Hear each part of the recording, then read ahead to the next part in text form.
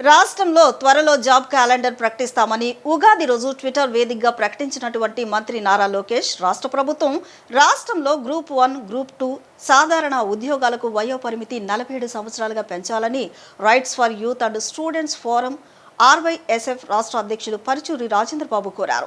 గాంధీనగర్లోని RYSF రాష్ట్ర కార్యాలయం స్ఫూర్తి భవనం నందు మీడియాతో మాట్లాడుతూ తెలంగాణ రాష్ట్రంలో ప్రభుత్వ సాధారణ ఉద్యోగాలకు కనీస వయసు 46 సంవత్సరాలుగా ఉందని, ఆంధ్రప్రదేశ్ రాష్ట్రంలో గత 3 సంవత్సరాలుగా నోటిఫికేషన్ లేకపోవడంతో వేలాది మంది అభ్యర్థులు ప్రభుత్వ ఉద్యోగాలకు నమోదు చేసుకునే అర్హత కోల్పోతున్నారని బాధపడుతున్నారని, వారిని దృష్టిలో ఉంచుకొని వయోపరిమితి 47 సంవత్సరాలుగా పెంచాలని డిమాండ్ చేశారు.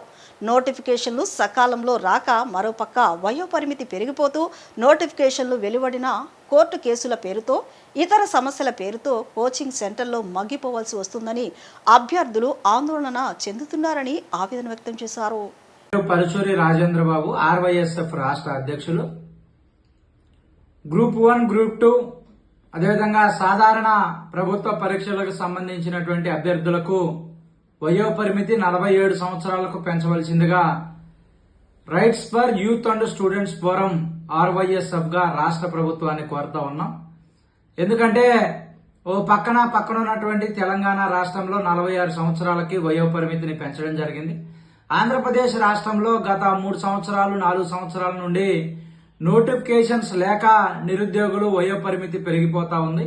వయోపరిమితి పెరిగిపోవడం వల్ల, వయసు పెరిగిపోవడం వల్ల కనీసం ఉద్యోగాలకి అర్హత సాధించేటటువంటి పరిస్థితి లేక లక్షలాది మంది ప్రభుత్వ ఉద్యోగాలకి మేము ఎలిజిబుల్ కాలేకపోయామని నిరాశకు గురవుతున్నటువంటి నేపథ్యంలో రాష్ట్ర ప్రభుత్వం 47 సంవత్సరాలకు వయోపరిమితి పెంచుతూ నిర్ణయం తీసుకోవాలని, రాష్ట్ర ప్రభుత్వం ప్రకటించినటువంటి జాబ్ క్యాలెండర్ లో కూడా 47 సంవత్సరాల వయోపరిమితితో ఉద్యోగాల నోటిఫికేషన్ విడుదల చేయాలని చెప్పేసి RYSF గా మేము కోరుతాం.